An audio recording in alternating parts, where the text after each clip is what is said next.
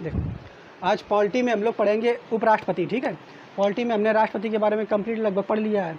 राष्ट्रपति 52 से लेकर के हमने आपको पढ़ा दिया था 60, 61, 62 तक, और इसके बाद जो है 63 से हमें यहाँ पर पढ़ना है, ठीक है।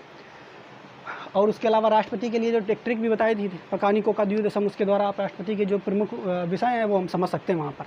लेकिन यहाँ उपराष्ट्रपति के बारे में हम ये देखेंगे। तो सबसे पहले ये देखो, उपराष्ट्रपति का पद बनाया क्यों गया? पहले इसलिए बनाया गया क्योंकि अगर मान लो कि भारत का जो राष्ट्रपति है, जो कि हमारे भारत का औपचारिक प्रधान होता है। औपचारिक प्रधान का मतलब आपको हमने समझाया था, ठीक है। वास्तविक नहीं है, वास्तविक प्रधानमंत्री होते हैं, जो मेन काम करते हैं वो प्रधानमंत्री होते हैं, और ये राष्ट्रपति जो होते हैं ये औपचारिक होते हैं, लिखित रूप से, ठीक है। समझ पा रहे? मतलब उनको जो राष्ट्रपति का पद होता है वो होता बहुत सम्मान का है, लेकिन वो काम का नहीं होता, बस सिग्नेचर करने के काम में आते हैं। ऐसे फिर ये है कि अगर मान लो राष्ट्रपति एक है, उनको भी दुनिया भर के काम है। अब मान लो कहीं विदेश दौरा पे चले गए, मान लो, या फिर उन्होंने त्याग पत्र दे दिया, या फिर वो बीमार हो गए किसी कारणवश, या फिर उनकी मृत्यु हो जाती है, ठीक है, या फिर उनको महाभियोग द्वारा हटा दिया गया, यानी किसी तरीके से अगर राष्ट्रपति अनुपस्थित हो जाते हैं तो उनके पद को, यानी पद जो है वो सबसे प्रमुख पद तो है ही हमारे भारत का, क्योंकि प्रथम नागरिक वो हमारे देश के हैं, तो उस पद को वो तुरंत खाली हो जाएगा, रिक्त हो जाएगा। तो उनको भरने के लिए भाई उस समय उस सिचुएशन में देश को संभालने के लिए कौन सा नया व्यक्ति आएगा? तो उसी व्यक्ति का नाम है उपराष्ट्रपति। और उपराष्ट्रपति जो है ये रिजर्व में रहते हैं। समझ पा रहे हैं? रिजर्व का मतलब ये है कि अगर राष्ट्रपति कैसे निकल गए, ठीक है, कि उनका पद रिक्त हुआ गया, तो उपराष्ट्रपति को तुरंत अच्छा देखा था खाली हो गया, टुकुर टुकुर देखते रहते हैं कि राष्ट्रपति कब खाली हो, हम तुरंत पहुँच जाना, ठीक है। तो ये भैया जो उपराष्ट्रपति होते हैं ये इसलिए बनाया गया कि अगर किसी कारणवश राष्ट्रपति का पद रिक्त होता है तो उनकी जगह पर तुरंत उनको भेज दिया जाए और ये फिर प्रशासन को चलाएं, ठीक है। और ये उपराष्ट्रपति का जो पद है ये किससे लिया गया है? तो अमेरिका के संविधान से लिया गया है। कहाँ से लिया गया है? अमेरिका के संविधान। तो अब इनके देखो इधर अनुच्छेद देख लेते हैं, इधर उनके बारे विषय में लिखा हुआ है, और इधर विशेषता यानी कुछ अन्य बातें उनके बारे में लिखी हुई हैं, और इसकी ट्रिक भी हम आपको बता देंगे, ठीक है, बाद में। पहले इसको समझते हैं। देखो 63 में क्या है? 63 में हमारे उपराष्ट्रपति का पद, उपराष्ट्रपति का जी का पद। तो हमने आपको बता दिया 63 में क्या है उपराष्ट्रपति का पद, यानी पद अमेरिका से लिया गया, अमेरिका के संविधान से ये लिया गया है, ठीक है। जबकि जो राष्ट्रपति का हमने आपको बताया था, राष्ट्रपति का जो कॉन्सेप्ट मेन लिया गया है वो कहाँ से लिया गया? ब्रिटेन से, ठीक है। ब्रिटेन में जो महारानी जैसे होती है वैसे ही हमारे देश में राष्ट्रपति का पद है वो ब्रिटेन से लिया गया, ठीक है, क्लियर। लेकिन राष्ट्रपति में महाभियोग लगाओगे या उनका निर्वाचन वगैरह कैसे होगा, ये सब कहाँ से लिया गया है? तो ये सब अमेरिका से लिया गया, क्लियर, ठीक। चलो अच्छा, इधर 64 में देखेंगे अगर, तो एक चीज़ देखो 64 में क्या होता है कि अब मान लो कि उपराष्ट्रपति हमने अभी आपको बताया काय मारे बनाया गया, वो इसलिए बनाया गया कि अगर राष्ट्रपति कहीं खाली हुए तो उनकी जगह पर तुरंत उपराष्ट्रपति को बैठा दिया जाए। लेकिन जब तक राष्ट्रपति बैठे तब तक ये उपराष्ट्रपति क्या करेंगे? फ्री का वेतन इनको मिलेगा क्या? तो नहीं भैया, इसके लिए क्या किया गया है, राष्ट्रपति को जो हमने आपको बताया संसद भवन होता है, तो संसद भवन में क्या होते हैं? 2 सभाएँ होती हैं, एक लोकसभा एक राज्यसभा। तो लोकसभा में आप जानते हो कौन होते हैं? जो सांसदों को चुन करके जो आप भेजते हो, जबकि राज्यसभा में जो लोग होते हैं उनका चुनाव जो है हर 2 वर्ष में होता रहता है। ये बाद में राज्यसभा और लोकसभा जब पढ़ाएंगे तब आपको बताएंगे, ठीक।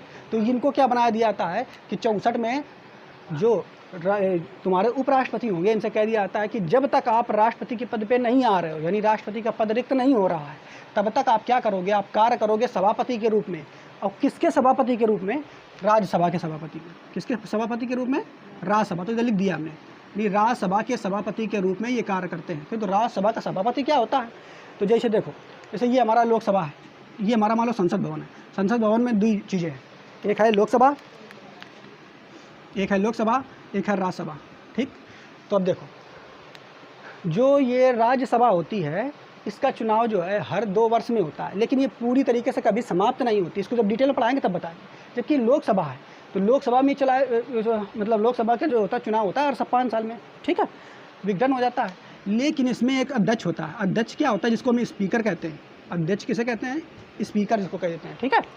समझ पा रहे हो? तो लोकसभा में जो अध्यक्ष होता है वो किसको चुना जाता है? तो जो ये सांसद बन के आए हैं लोकसभा में, उन्हीं में से किसी एक से कह दिया जाता है कि भैया आप जाओ स्पीकर बन जाओ, तो वो इनमें से स्पीकर बन जाता है, क्लियर, ठीक है। वर्तमान समय में लोकसभा के जो स्पीकर हैं कौन है, इनको आप लोगों को बताना है, ठीक। इसके बाद राज्यसभा में जो अध्यक्ष होता है, तो एक चीज़ देखो, लोकसभा का जो अध्यक्ष होता है वो क्या होता है? वो उसी सभा का देखा जाए तो उसी सभा का सदस्य होता है कि नहीं? नहीं है, सदस्य होता है। लोकसभा का अध्यक्ष उसी सभा का अध्यक्ष होता है, जबकि राज्यसभा को चलाने के लिए इसके लिए अध्यक्ष की जरूरत पड़ेगी। तो इसका जो अध्यक्ष होता है वो राज्यसभा का सदस्य नहीं होता है, ठीक। तो राज्यसभा का सदस्य नहीं होता तो फिर कानून होता है। तो जो ये राष्ट्रपति उपराष्ट्रपति साहब हैं, इन्हीं को अध्यक्ष बना दिया जाता है। किनको बना दिया था? हाँ, राज्यसभा का। ठीक है, राज्यसभा का अध्यक्ष यानी सभापति, अध्यक्ष यानी सभापति, प्रमुख। जो पूरी मान लो सभा बैठी है उसमें ये जो अगर शोर हल्ला गुर कुछ कर रहे हैं वहाँ पे, तो शांत कौन कराएंगे? किनका काम है? सभापति का काम है। मान लो उनका काम होता है, मान लो सभा हो रही है, सबको अपनी बातें रखना है सांसदों को, तो हाँ ये क्या कहेंगे? खड़े हो जाओ, बताओ भैया तुम्हें क्या पूछना है। तो वो अपना पूछेगा, वो दूसरा पूछेगा। तो ये सब ऑर्डर देने का काम कौन करते हैं? सभापति यानी अध्यक्ष। तो जो राज्यसभा होता है उसका सभापति यानी अध्यक्ष कौन होता है? तो उपराष्ट्रपति हैं। इसी के लिए इनको वेतन दिया जाता है। तो आपसे क्वेश्चन पूछेगा कि ऐसा कौन सा सभापति है या अध्यक्ष है जिस सभा का अध्यक्ष उस सभा का सदस्य नहीं होता है? तो कौन ऐसा सदस्य है? कौन सदन है संसद का? राज्यसभा। यानी राज्यसभा का जो अध्यक्ष या सभापति होता है वो खुद अपने सदन का सदस्य नहीं होता है। ठीक है, आपसे पूछेगा उपराष्ट्रपति को जो वेतन मिलता है वो किस कार्य के लिए मिलता है? पूछेगा उपराष्ट्रपति को वेतन किस कार्य के लिए मिलता है? उपराष्ट्रपति के पद के लिए, ठीक है, या फिर राज्यसभा में सभापति के कार्य के लिए? तो उपराष्ट्रपति को वेतन राज्यसभा में सभापति का जो कार्य करते हैं उसके लिए वेतन दिया जाता है। ठीक है, समझ पाए? क्लियर यहाँ तक? तो 63 और 64 आपको याद हो गया होगा। उपराष्ट्रपति का पद है 63 में और 64 में क्या है? सभापति। यानी ये राष्ट्रपति जो होंगे वो सभापति होंगे कहाँ के? राज्यसभा के। ठीक है, आगे देखें 64 में। देखो 64 में क्या दिया गया है? कार्यवाहक राष्ट्रपति। कार्यवाहक राष्ट्रपति का मतलब क्या हुआ? इसका मतलब समझिए, अगर मान लो राष्ट्रपति का पद जो है वो खाली हुई जाए तो उसकी जगह पे कौन आएंगे?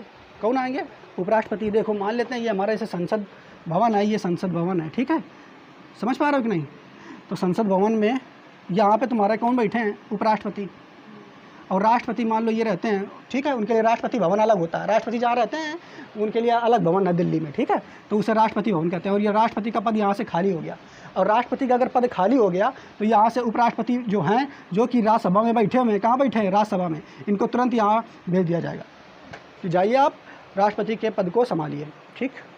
अब अच्छा ये बात आ गई कि अगर यहाँ से राष्ट्रपति चले जाएंगे, उपराष्ट्रपति चले जाएंगे राष्ट्रपति के पद को संभालने के लिए, ठीक, तो इनकी जगह खाली हो जाएगी। तो इनकी जगह कौन आएगा? ठीक है, तो इनकी जगह जो तुम्हारे ये उपराष्ट्रपति होते हैं, इनकी जगह एक नीचे और होता है, उसे कहते हैं उपसभापति। क्या कहते हैं? उपसभापति। सभापति कौन है? राष्ट्रपति, उपराष्ट्रपति हैं, तो इनके नीचे होता है उपसभापति। वो बैठ जाएगा आकर के क्या आएंगे? सभापति के रूप में, राज्यसभा का सभापति बन जाएगा। क्लियर? और जबकि उपराष्ट्रपति चले जाएंगे राष्ट्रपति के लिए पद पर। तो आपसे ये प्रश्न पूछता है कि राष्ट्रपति का जो पद होता है वो रिक्त कैसे हो सकता है? कितने तरीके से रिक्त हो सकता है? तो क्या कितने तरीके से रिक्त हो सकता है राष्ट्रपति का पद? तो सबसे पहले देखो, सबसे पहले या तो राष्ट्रपति की मृत्यु हुई जाए, ठीक है, राष्ट्रपति है कौन टहलन जा रहा है, मान लो मृत्यु हो गई, ठीक, चल बस है, तो उनकी जगह फिर कौन आ जाएगा? उपराष्ट्रपति। या फिर क्या हो जाए, राष्ट्रपति अपना त्याग दे दे स्वेच्छा से कि लो भैया हमें राष्ट्रपति की जो है पद पर नहीं रहना है, अगर त्याग दे देते हैं तब भी उसकी जगह, उनकी जगह कौन बैठेंगे? उपराष्ट्रपति बैठेंगे आकर के। या फिर ऐसा हो जाए कि राष्ट्रपति के ऊपर महाभियोग लगा दिया जाए। महाभियोग लगा दिया जाए, महाभियोग का मतलब होता है कि राष्ट्रपति ने कोई अनैतिक काम कर दिया है, जिससे क्या है कि संसद के मेंबरों ने, लोगों ने उनको उनके पद से हटाने के लिए एक नियम जो होता है उसे बोलते हैं, क्या बोलते हैं उसे? महाभियोग। महाभियोग के तहत उनको हटा दिया जाए। ठीक है, तो 3 तरीके हैं राष्ट्रपति को हटाने का। क्लियर? या फिर एक और चीज़ है, अनैतिक रूप से अगर राष्ट्रपति पर बने हो, मतलब पहला मृत्यु यानी राष्ट्रपति की मृत्यु हो जाए, दूसरा क्या बताया हमने? हाँ, त्याग पत्र खुद ही दें। तीसरा देखो क्या, अनैतिक रूप से बने हो। अनैतिक का मतलब समझते हो? मतलब जब राष्ट्रपति बने थे उस समय क्या हुआ, उनकी एज 35 साल नहीं थी। योग्यता क्या होनी चाहिए? 35 साल। उनकी एज जो है 35 साल नहीं थी, उनकी एज जो थी 34 साल 11 महीने थी, और उन्हें चोरी छुपके से छुपा करके बता दिया कि 35 साल 1 महीना के हैं। और जब वे राष्ट्रपति बन गए उसके बाद 2 साल हो गए, और 2 साल होने के बाद पता जांच बैठ गई, वो पता लग गया कि ये भैया राष्ट्रपति जब बने ना तब इनकी एज इतनी नहीं रहा है। ठीक, तो ये अनैतिक कार्य हुआ कि नहीं? तो उसके तहत उनको हटा दिया जाएगा। और जब हटा दिया जाएगा तब भी यहाँ पर कौन आ जाएगा उनकी जगह पर? राष्ट्रपति। इसके अलावा महाभियोग के द्वारा हटा सकता है। तो राष्ट्रपति को हटाने के कितने तरीके से हट सकता है वो? मृत्यु से, त्याग पत्र दे, अनैतिक कार्य कर रहा हो, अनैतिक पद ग्रहण किया, उसके अलावा महाभियोग। क्लियर? लेकिन एक प्रश्न और पूछता है कि यदि राष्ट्रपति, जो ऐसा व्यक्ति जो राष्ट्रपति बना है और वो अनैतिक तरीकों से बन गया है, मतलब पद को ग्रहण कर लिया नैतिक तरीके से, योग्य नहीं था। लेकिन बाद में पता चला कि भाई राष्ट्रपति जी ने जो पद ग्रहण किया है वो नैतिक तरीके से ग्रहण किया है। तो बताइए, क्या राष्ट्रपति ने जो अभी तक कार्य किए थे राष्ट्रपति रह करके, वो कार्य उनके मान्य होंगे अथवा नहीं? तो इसमें हमेशा आपको उत्तर लगाना मान्य होंगे। क्यों मान्य होंगे? क्योंकि राष्ट्रपति का काम है क्या है, जो सब मेन निर्णय लेता है वो तो संसद लेती है। संसद के काम कौन करते हैं? ये प्रधानमंत्री लोग करते हैं, उनको तो बस हस्ताक्षर करना होता है, तो उनके कार्य पक्का मान्य होंगे। समझ पा रहे हो कि नहीं? तो यहाँ से एक प्रश्न उठ जाता है। ठीक, कहाँ तक पहुँच गए थे? हाँ, कार्यवाहक राष्ट्रपति। तो कार्यवाहक राष्ट्रपति, और एक चीज़, जब भी उपराष्ट्रपति जी राष्ट्रपति के पद पर कार्य करने जाएंगे तो उनको राष्ट्रपति नहीं कहेंगे, क्या कहेंगे? कार्यवाहक राष्ट्रपति। कार्यवाहक का मतलब कार्य करने के लिए आए हैं, 6 महीना में चुनाव हो जाएगा राष्ट्रपति का, और दूसरे राष्ट्रपति जी आ जाएंगे और इनको यहाँ से फिर से भगा दिया जाएगा कि जाओ अपना उपराष्ट्रपति का पद अर्थात राज्यसभा के सभापति के पद पर आप जाइए और वो काम करिए जाके। समझ पाए? क्लियर? तो यहाँ तक समझ पाए? 65 में, 66 में। अब देखिए 66 में इनका निर्वाचन, किनका निर्वाचन? उपराष्ट्रपति का। तो देखो, राष्ट्रपति का निर्वाचन जो है वो हमने आपको बताया था कितने में होता है? अनुच्छेद 54 में, 54 में होता है? ठीक है। तो राष्ट्रपति का निर्वाचन 54 में होता है। तो निर्वाचन में हमने आपको बताया था कि कौन सी पद्धति के द्वारा राष्ट्रपति का निर्वाचन होता है? एकल हस्तांतरणी मत पद्धति। ठीक है। और दूसरा उसका नाम वो क्या था, बताओ?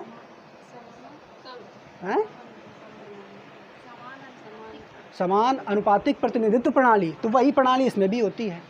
ठीक, हाँ, वही प्रणाली के तहत इनका भी चुनाव होता है। लेकिन राष्ट्रपति के चुनाव में जो भाग लेते हैं वो कौन कौन लोग ले रहे थे? तो हमने आपको बताया था, लोकसभा के निर्वाचित सदस्य, राज्यसभा के निर्वाचित सदस्य और विधानसभा के निर्वाचित सदस्य। ठीक है। और कौन बताया था? दिल्ली पांडुचेरी के निर्वाचित विधानसभा के निर्वाचित सदस्य, बताया था कि नहीं? लेकिन जब और एक निर्वाचित सदस्य उसमें कहा था, उसमें देखो जैसे ये हमारा संसद भवन है, संसद में तो लोकसभा में टोटल मेंबर कितने होते हैं? 545। 545 में 12 मनोनीत करते हैं राष्ट्रपति जी और 2 जो होते हैं एंग्लो इंडियन होते हैं। ठीक है, ये 12 मनोनीत इसमें राज्यसभा में करते हैं राष्ट्रपति जी और 2 एंग्लो इंडियन का मनोनयन करते हैं राष्ट्रपति जी। ठीक है, यानी ये दोनों सदस्य जो हैं राष्ट्रपति के चुनाव में भाग नहीं लेते। लेकिन जब उपराष्ट्रपति जी का चुनाव होता है तो ये लोग भी भाग लेते हैं। अब सोचो क्या है कि हमारे, जल्दी से बताओ सोच करके, ये लोग भाग क्या लेंगे? हाँ, तो यहाँ तक हमने आपको बताया कि जो निर्वाचन में कि जो आपका उपराष्ट्रपति का पद होता है उसमें संसद है, ये मान लेते हैं संसद है, संसद में राज्यसभा है और ये है लोकसभा। ठीक है। तो संसद में हमने आपको बताया था कि राष्ट्रपति का चुनाव होता है तो उसमें लोकसभा और राज्यसभा के निर्वाचित सदस्य भाग लेते हैं। ठीक है। और साथ ही साथ कौन लेते हैं? ये मान लेते हैं तुम्हारा विधानमंडल है, ये विधानमंडल है और इधर कौन होती है? विधानसभा, और ये होती है विधान परिषद, होती है कि नहीं? तो राष्ट्रपति के चुनाव में कौन कौन भाग ले रहे थे? लोकसभा के निर्वाचित सदस्य, राज्यसभा के निर्वाचित सदस्य, विधानसभा के निर्वाचित सदस्य और दिल्ली और पांडुचेरी विधानसभा के निर्वाचित सदस्य। जबकि यहाँ पे देखो, और यहाँ पे भाग कौन नहीं ले पाता है? तो लोकसभा के वे वाले सदस्य जो मनोनीत किए हैं राष्ट्रपति ने। ठीक है। और राज्यसभा के वे वाले सदस्य जो मनोनीत किए गए भाग नहीं ले पाते हैं। क्लियर? जबकि विधान परिषद भाग नहीं लेती है, ये भी बताया था हमने, है। अब जबकि राष्ट्रपति का जब चुनाव होता है तो देखो तो कौन भाग लेता है? तो ये लोकसभा के भी सदस्य, जितने सदस्य हैं, राज्यसभा के जितने सदस्य हैं सारे, इसके होते हैं 545, इसके होते हैं 245। ठीक है, 233। हाँ, 233 वैसे थे जो निर्वाचित किए गए थे। ठीक है, बाकी टोटल 245 ही होते हैं इनके। ठीक, तो यहाँ पे आप देखो तो इनके पूरे सदस्य लोग भाग ले लेंगे। कहा है कि हमारे देखो राष्ट्रपति के चुनाव में ये दोनों भाग लेते हैं, पूरे सदस्य निर्वाचित नहीं कहेंगे, लोकसभा के पूरे सदस्य और राज्यसभा के पूरे सदस्य। इनके एंग्लो इंडियन वाले और जो निर्वाचित सदस्य हैं वो वाले जिनको मनोनीत किया था राष्ट्रपति जी ने, वो भी इसमें भाग ले सकते हैं। क्यों? वो इसलिए भाग ले सकते हैं क्योंकि इनका जो निर्वाचन है वो राष्ट्रपति ने किया था, उस पर उपराष्ट्रपति ने नहीं किया था। जबकि उपराष्ट्रपति के चुनाव में हम इन दोनों में से किसी को भाग लेने नहीं देते हैं, ना तो विधानसभा के सदस्यों का भाग इसमें ले सकते हैं, ना विधान परिषद के। ठीक है। तो आपसे पूछेगा कि उपराष्ट्रपति के चुनाव में कौन लोग भाग ले सकते हैं? तो संसद के, बताओ संसद के जितने मेंबर हैं सब भाग ले सकते हैं, जबकि विधानमंडल के कौन भाग ले सकते हैं? नहीं ले सकते। क्लियर? यहाँ तक समझ पाए? आगे चलते हैं। देखो, अच्छा अब पूछेंगे कार्यकाल। ठीक है, कार्यकाल यानी इनका कार्यकाल कितने वर्ष का होता है? तो उपराष्ट्रपति का कार्यकाल जो होता है जनरली 5 वर्ष का होता है, लेकिन बीच में भी वो हट सकते हैं। अब कैसे हट सकते हैं? उनको समझिए। तो देखो, या तो ऐसा हो जाए उनके खिलाफ महाभियोग। देखो एक चीज़ समझना, राष्ट्रपति को जो हटाने की जो प्रक्रिया है उसका नाम रख दिया है महाभियोग, कर रख दिया है महाभियोग, लेकिन उसके अलावा उसी प्रक्रिया के तहत उपराष्ट्रपति को भी हटाया जाता है, और उसी प्रक्रिया के तहत जो आपका कौन होता है, सुप्रीम कोर्ट का मुख्य न्यायाधीश या न्यायाधीश होते हैं, उनको भी महाभियोग के द्वारा हटाया जाता है। परंतु केवल राष्ट्रपति को हटाने के लिए महाभियोग शब्द का प्रयोग करते हैं, जबकि उपराष्ट्रपति को जब हटाओगे तो महाभियोग शब्द का प्रयोग नहीं करेंगे, जबकि प्रक्रिया वही रहेगी। तब कहीं तो कौन शब्द का प्रयोग करेंगे, तो कहेंगे संसद की कार्रवाई के तहत इनको हटाया जाता है, जबकि प्रक्रिया वही रहती है हटाने की। ठीक है, आपसे पूछेगा कि अगर किसी सुप्रीम कोर्ट के किसी मुख्य न्यायाधीश या न्यायाधीश को हटाना है तो किस प्रक्रिया के तहत हटाएंगे, तो प्रक्रिया बिल्कुल सेम होती है जैसे राष्ट्रपति को हटाया जाता है, महाभियोग की वाली। लेकिन उन जो महाभियोग शब्द है उनके लिए प्रयोग में नहीं लाएंगे। उनके लिए शब्द कौन प्रयोग में लाएंगे, संसद की कार्रवाई द्वारा। अब राष्ट्रपति को हटाया कैसे जाता है, तो ये हमने महाभियोग बताया था आपको, एक बार फिर समझ लेते हैं राष्ट्रपति को कैसे हटाया जाता है। तो ये जैसे देखिए हमारा संसद भवन है, इधर ये लोकसभा है, इधर ये राज्यसभा है। ठीक, तो होता क्या है, मान लो कोनो राष्ट्रपति के खिलाफ जो है किसी को डाउट लग रहा है, मान लो कि राष्ट्रपति कोनो बढ़िया अनैतिक काम कर दी और अच्छा काम नहीं कर रहे हैं, तो अब ये जो है लोकसभा या राज्यसभा, कोनो भी सदन, कोई भी सदन, लोकसभा या राज्यसभा, इन सदनों में से कोई भी सदन इनको हटाने की प्रक्रिया प्रारंभ कर सकता है। किनको हटाने की प्रक्रिया, राष्ट्रपति को। तो कैसे प्रारंभ करेगा, मान लेते हैं राज्यसभा के सदस्यों ने क्या किया, देखा कि अरे ये राष्ट्रपति काम बढ़िया नहीं कर रहा है, इसको हटाया जाए। तो हटाने के लिए क्या करना पड़ेगा, इन लोगों को एक लिखित पत्र में ये बात लिखनी होगी, और लिखने के बाद उसमें कम से कम 1/4 सदस्य, 1/4 सदस्य, 1/4 का मतलब क्या होता है, 25%, 25% तो होता है लगभग, है। तो 1/4 का मतलब 25% लोग जो हैं वो साइन करें, हाँ कि यानी ये साइन कर दें कि भैया ये राष्ट्रपति जो है बढ़िया नहीं है, इनको हटाया जाए। तो लोकसभा या राज्यसभा में कौनों में प्रारंभ किया सकता है। तो पूछेगा कि भैया ये बताइए कि राष्ट्रपति को हटाने के लिए जो महाभियोग शब्द है वो कौने सदन से प्रारंभ किया सकता है, तो लोकसभा से भी प्रारंभ कर सकते हैं, राज्यसभा से, कौनों से भी। अब पूछेगा कितने % सदस्यों के उसमें हस्ताक्षर होने चाहिए, यानी कितने % लोग हाँ कह दे कि हाँ ये बेकार, हटाओ उनको। तो 25% अर्थात 1/4 सदस्य, संसद के कितने सदस्य, 1/4 सदस्य। ठीक है, अब मान लो यहाँ से पारित हो गया प्रस्ताव राज्यसभा से। अब राज्यसभा से पारित होने के बाद जब ये जाएगा लोकसभा, तो लोकसभा में जब ये जाएगा तो लगभग 14 दिन लगते हैं, 14 दिन में इसको पारित कराना होता है। ठीक है, तब तक सूचना दे दी जाती है राष्ट्रपति को कि देखो तुम्हारे खिलाफ जो महाभियोग लाया जा रहा है, तुम जो है अपना संसद में किसी सदन में अपना पक्ष ले सकते हो या फिर अपने पद से हट जाओ।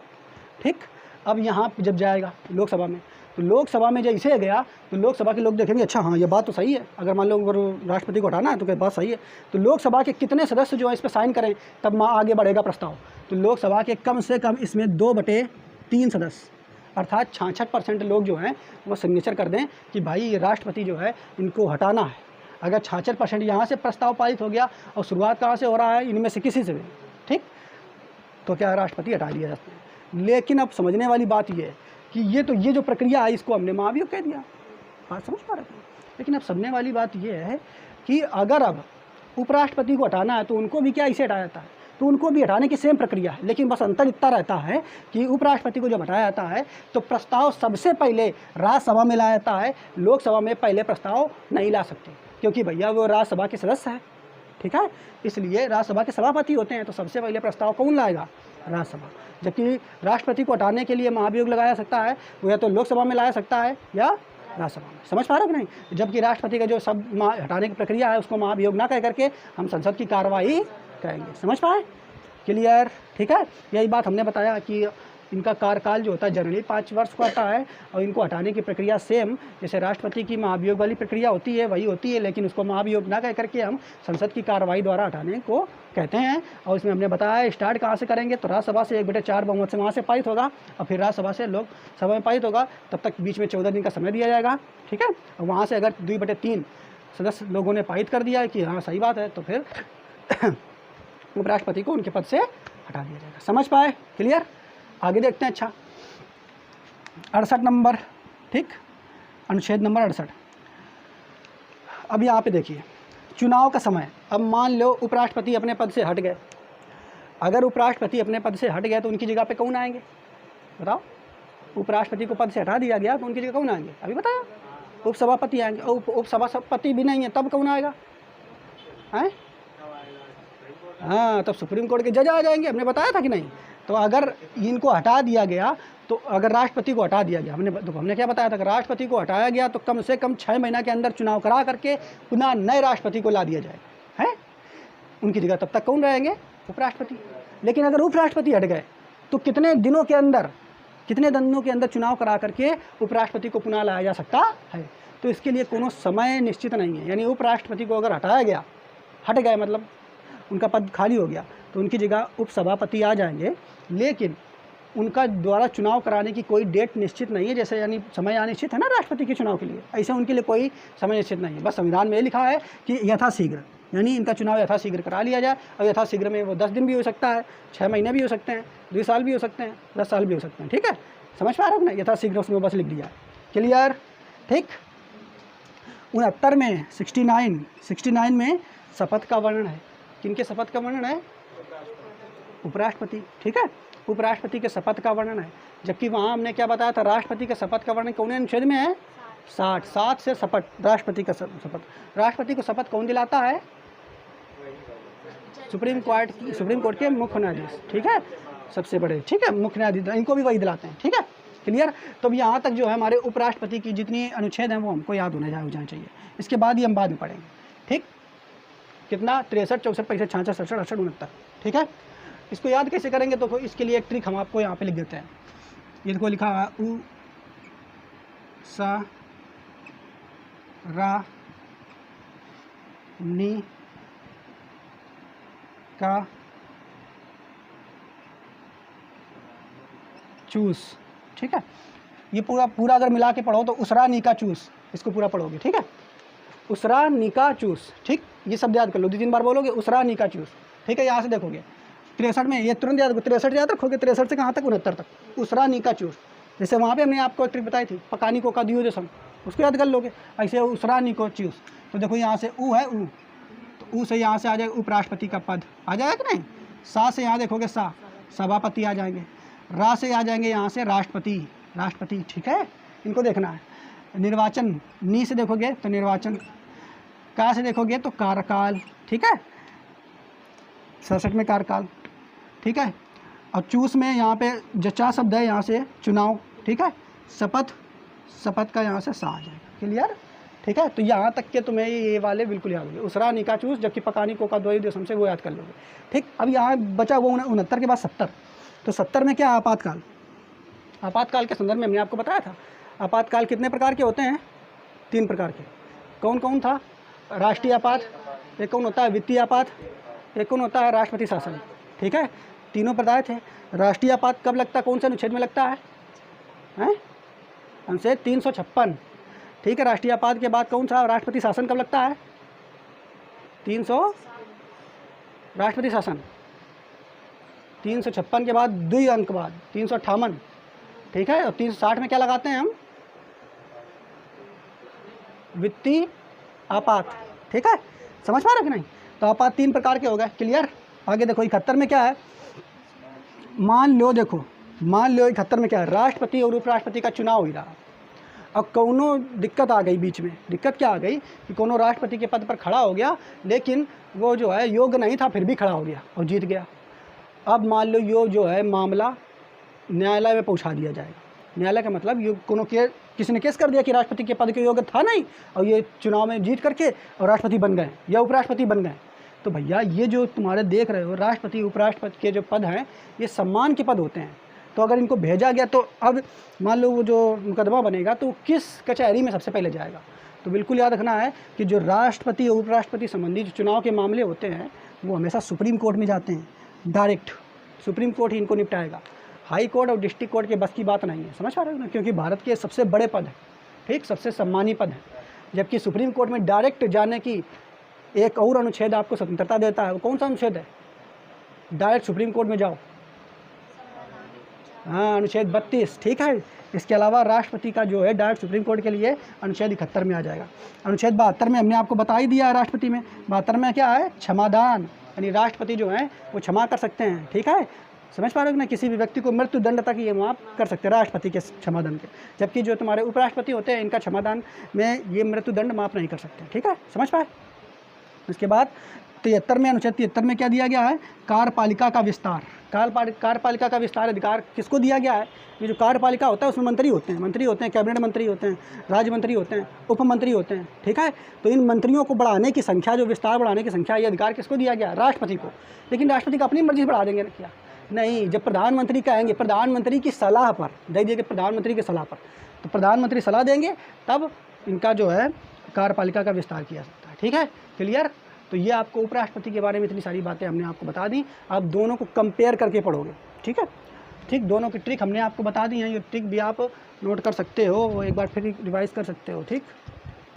देखो क्या ट्रिक बताई थी, एक दोनों याद कर लेना है। एक पहली हमने राष्ट्रपति वाली बताई थी,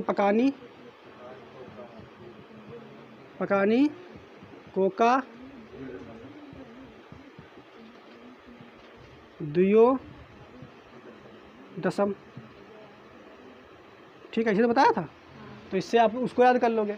जबकि उपराष्ट्रपति की जो ट्रिक है ये, ठीक, दोनों को एक साथ आप रिवाइज कर लोगे और राष्ट्रपति उपराष्ट्रपति यहाँ से ख़त्म होता है। इसके आगे जो अनुच्छेद 73 के बाद 74 आएगा। अब 74, 75, 76 ये सब तुम्हारे प्रधानमंत्री के बारे में चलेंगे। प्रधानमंत्री कैसे कार्य करता है, उनके क्या कार्य होते हैं, उनकी शक्तियाँ क्या होती हैं, ये सब हम पढ़ेंगे आगे इसके बाद, ठीक। यहाँ तक आपको समझ में आएगा। एक दो बार इसको आप रिकॉल कर लीजिए और इसको पढ़ने के बाद आपको क्या ऑब्जेक्टिव क्वेश्चन जरूर बनाना है। जब पूरा आप कंप्लीट पढ़ लोगे तो ऑब्जेक्टिव क्वेश्चन बनाने से क्या होता है कि जितने भी प्रकार के क्वेश्चन बन सकते हैं उसी थ्योरी के अंतर्गत आएंगे और बड़े आसानी से आप उनको लगा सकते हो, ठीक है।